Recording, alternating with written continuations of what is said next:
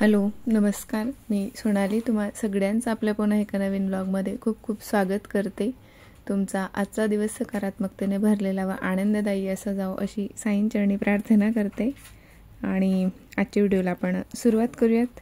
तर आज घरी पाणीपुरी बनवायला घेतली होती, कारण बऱ्याचदा बाहेरून खाणं तर होतं, पण कुठेतरी मनात असं वाटतं की किती हायजीन त्यांनी मेंटेन केलं असेल किंवा स्वच्छता वगैरे बऱ्याचशा गोष्टी असतात. तर खायची तर इच्छा खूप असते, खातोय आपण बाहेर, पण तरीसुद्धा हे असले विचार मनात आले की मग असं वाटतं की घरीच बनवावं. तर आज मी घरीच बनवते पाणीपुरी. घरी बनवते म्हणजे पुऱ्या बाहेरून विकत आणल्या होत्या आणि रगडा वगैरे सगळं घरी बनवायचं होतं.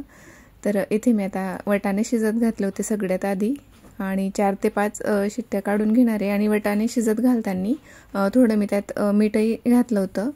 आणि रगडा बाहेर जो मिळतो त्यात पिवळे वटाणे वापरलेले असतात, पण माझ्याकडे हे हिरवे होते म्हणून मी तेच वापरते बऱ्याचदा घरी जेव्हा बनवते रगडा तेव्हा. आणि त्यानंतर एका साईडला वटाणे लावले कुकरला आणि एका साईडला बटाटे लावलेले आता. आणि त्यानंतर मी आता आपलं जे तिखट पाणी असतं ते बनवून घेते. त्यासाठी 4 ते 5 हिरव्या मिरच्या, आल्याचा तुकडा, 1 इंच आल्याचा तुकडा आणि भरपूर अशी कोथिंबीर आणि पुदिना घातला होता आणि ते मिक्सरमधून वाटून घेतलं. आणि अशा पद्धतीने चाळणीने मी ते आता गाळून घेतलं आहे. त्यात 1 लिंबाचा रस घालते आता.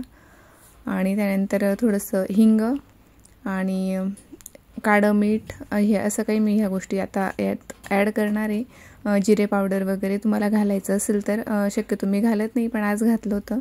त्यानंतर थोडासा चाट मसाला, इथे आमचूर पावडरही ॲड करू शकता, माझ्याकडे नव्हता आज. त्यानंतर पाणीपुरीचा मसाला ॲड केला होता आणि थोडं साधं नमक घातलं होतं. आपल्या भाज्यांमध्ये जे आपण वापरतो ते काळं मीठही घातलं होतं आणि साधंही घातलं होतं. आणि हे पाणी मी आता गार होण्यासाठी फ्रीजमध्ये ठेवून दिलं आहे. त्यानंतर मी ह्या चिंच भिजत घातल्या होत्या, जी की आपण खजूरची चटणी असते आंबट गोड अशी, तर ती बनवते मी आता इथे. तर ह्या भिजत घातलेल्या चिंच मी आता एका पॅनमध्ये गॅसवर त्यांना आता पाण्यात उकडून घेणार आहे, ज्यामुळे की त्या सॉफ्ट पडतात आणि पटकन मिक्सरमध्ये फिरवल्यानंतर त्यांचा गर वेगळा होतो. मग तो आपल्याला चाळणीने इझिली चाळून घेता येतो आणि एकसारखी स्मूथ अशी एकसंध आपली गोड चटणी एकदम जशी बाहेर आपल्याला गाडीवर मिळते तशी तयार होते. आणि सोबतच मी रगड्यामध्ये घालण्यासाठी टोमॅटो आणि कांदा कट करून घेतला. इथे तुमच्याकडे कच्ची कैरी वगैरे असेल तर तीही आपण त्यात ॲड करू शकतो. त्यानंतर आपला रगडाही शिजून झाला होता, तर त्याला मी चमच्यानेच थोडंसं मॅश करून घेतलं. तुम्ही इथे पोटॅटो मॅशरचाही वापर करू शकता, पण माझा खूप छान असा शिजला होता म्हणून तो चमच्याने व्यवस्थित आता असा मॅश करून झाला होता.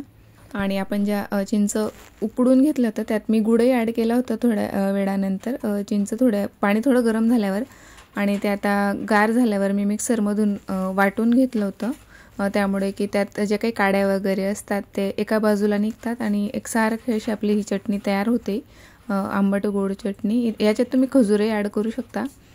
आणि तेही मी आता चाळणीने चाळून घेतले. तर चाट मसाला, हिंग, लाल तिखट, काळं मीठ, साधं मीठ घालून चटणी आता मी व्यवस्थित मिक्स करून थोड्या वेळासाठी फ्रीजमध्ये ठेवणार आहे. आणि आपले बटाटे इथे आता शिजून झाले होते छान.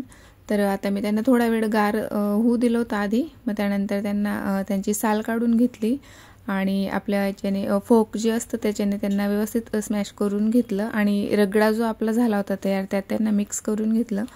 आणि आता यात थोडंसं पाणी घालून मी त्याला शिजवून घेणार आहे. म्हणजे फक्त कन्सिस्टन्सी आपल्याला इथे आता ॲडजस्ट करायची, तुम्हाला जशी हवी असेल तशी.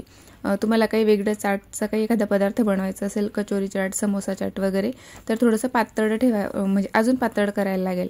मला पाणीपुरीसोबतचा रगडा हवा होता म्हणून मी थोडा त्याला घट्टच ठेवला होता. आणि गरम करताना त्यात थोडीशी हळद आणि चवीनुसार मीठ घातलं होतं. आणि गरम झाल्यानंतर मग त्याला एका बाउलमध्ये काढून घेतलं. त्यानंतर मग संध्याकाळचा स्वयंपाक झाला, जेवणं झाले आमची. तोपर्यंत ते सगळं काही फ्रीजमध्ये, म्हणजे दोघं पाणी आणि चटणी मी फ्रीजमध्ये ठेवलं होतं, ते छान असं गार झालं होतं. आणि जेवणं वगैरे सगळं आटोपल्यानंतर आता इथे मी पाणीपुरी लावून घेते, आता बनवून घेते. तर हे जे काही कांदा आणि टोमॅटो आपण कट करून घेतलं होतं हे मी आता रगड्यात मिक्स करते.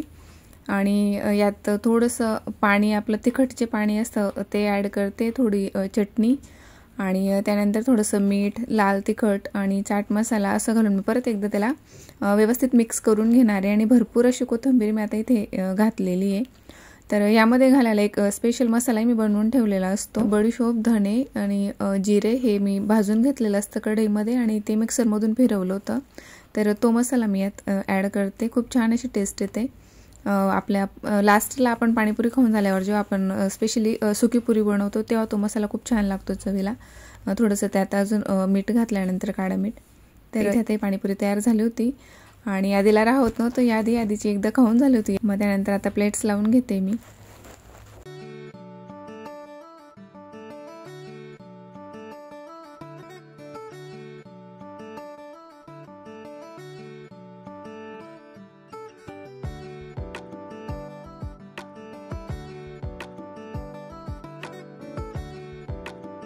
आणि बाहेर जेव्हा आपण पाणीपुरी वाल्यांकडे खातो तेव्हा काय करतात, ते बाउलमध्येच पाणी टाकलेलं असतं पाणीपुरीच्या बॉलमध्ये। त्यामुळे काय होतं, ते असे आपण एक एक खातो तोपर्यंत शेवटची पूर्ण अशी मऊ पडते।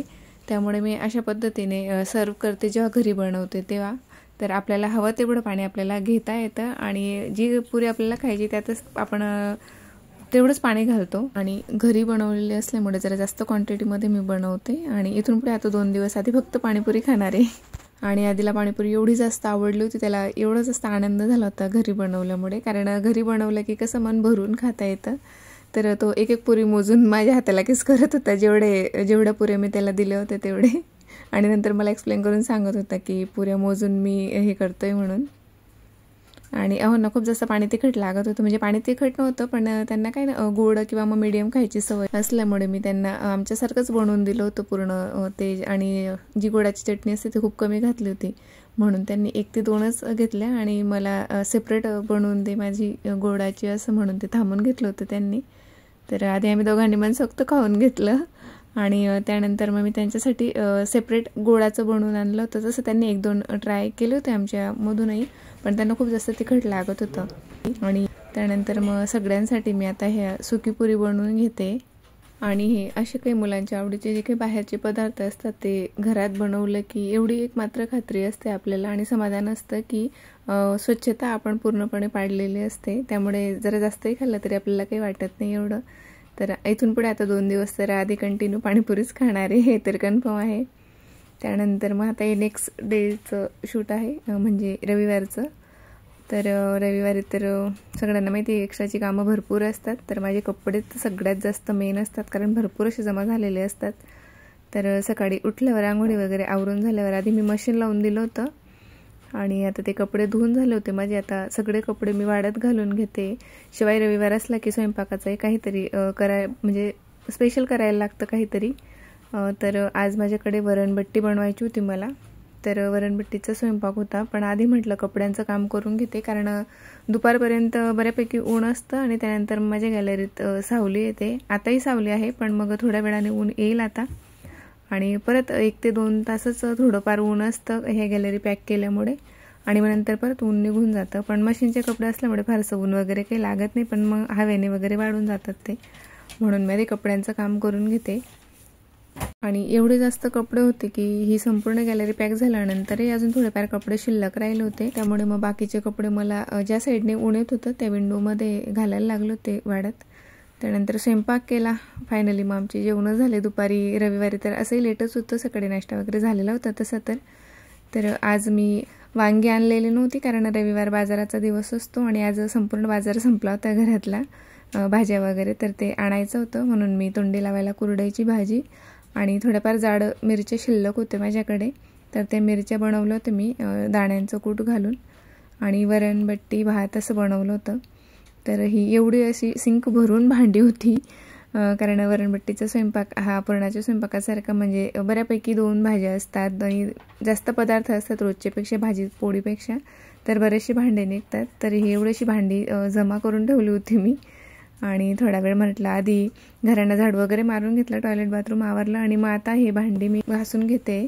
आणि सोबतच आता सध्या काय झालंय, मला आधी आम्ही हास्यजत्रा खूप जास्त बघत होतो, पण आता गेली काही एक 8 ते 10 दिवसांपासून आम्ही एक जुना आपला मराठीचा पिक्चर असतो तर तो कुठला तरी एक मूवी बघायचा, सिलेक्ट करायचा जुना आणि तो आम्ही बघतो काही काम करत असताना वगैरे किंवा मग घरात टाइमपास। आणि आधी असला घरी किंवा मग संडे असला तेव्हा, आणि आधीच्या आता जे काही दिवाळीच्या सुट्ट्या गेल्या तर तेव्हापासून आम्हाला हे जरा जास्त वेळ लागलं. जुने एक पिक्चर आम्ही सर्च करून करून काढतो आणि ते बघतो. तर आजच्या दिवशी आम्ही कुठला पिक्चर बघत होता तर मला आठवत नाही आहे, कारण मी आज मंगळवारी वायसवर करते.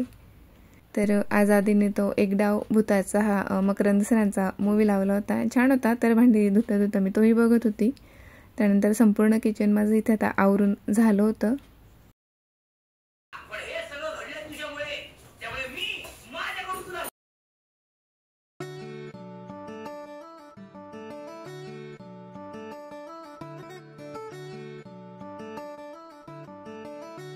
आणि मी ठरवल्याप्रमाणे माझं जे की रोजच्या रोज मी एक एक्स्ट्राचं काम हे करत असते. एक कोपरा किंवा जिथे कुठे मला थोडीफार घाण झालेली वस्तू जमा झालेल्या दिसतात ते मी आवरत असते.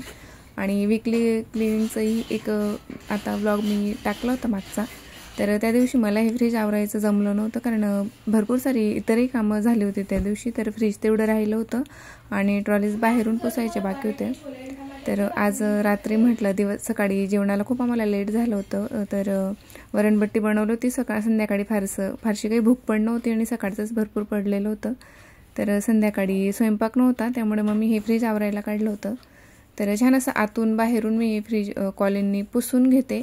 आणि फारशी घाणही झालेली नव्हती फ्रीजमध्ये, कारण आत्ताच आवरलं होतं आणि प्रत्येक आठवड्याला असं मी पुसून घेते. भाज्या संपले की मी संपूर्ण फ्रीज हे स्वच्छ करून घेते. एकदा त्यातल्या सगळ्या वस्तू बघून घेते, जे काही खराब झालेलं असेल ते टाकून देते. तर फ्रीजमधले जे काही डब्बे वगैरे होते तेही सगळं धुवून ठेवलं होतं मी. आणि आता फ्रीज एकदा चेक करून घेते काय काय कुठे काही सांडलं आहे का म्हणून. तर सगळं व्यवस्थित होतं. आणि दर आठवड्याला मी हे करत असते भाज्या संपल्यानंतर. तर आतून बाहेरून मी आता सगळं संपूर्ण फ्रीज हे पुसून काढलं होतं. आणि कालपासून जेव्हापासून ते पाणीपुरी बनवलं होते तेव्हापासून आधीचं सारखं तेच चाललं आहे. जेवण कमी आणि पाणीपुरी किंवा मग तो रगडा बनवून तयार करून तोच खातो आहे. आणि जे काही आपले मुरमुरे असतात घरात त्यातही रगडा टाकून हाताने भेळ बनवून वगैरे खातो आहे. तर माझ्याकडे तीळ आहे, तर मी ती तीळ फ्रीजमध्ये ठेवला होता. तर त्याचं ते पाकिट फुटलं होतं वाटतं, तर सांडली होती खाली. तर तेही पटकन लक्षात आलं, फारसं काही पाकिट खाली झालेलं नव्हतं. ते थोडक्यातच माझ्या लक्षात आलं लगेच चेक केल्यामुळे. तर त्यालाही मी इथे आता पॅक करून घेतलं. आणि जे काही जास्तीचं होतं तर ते मी एका छोट्या बरणीत काढून घेतलं वर वापरायला. आणि जे काही जाडवालं लाल तिखट असतं ते मी वर खाण्यासाठी मागवते ते. तर त्याचं एक पाकिट शिल्लक होतं, तर ते ह्या तीळच्या पाकिट आहेत 2, त्यांच्या खाली दाबलं गेलं होतं, त्यामुळे ते लक्षात येत नव्हतं. तर तेही सापडलं, तेही खाली करून घेतलं. आणि ज्या मोठी जी बरणी होती चटणीची त्यात ते भरून घेतलं ते पाकिट.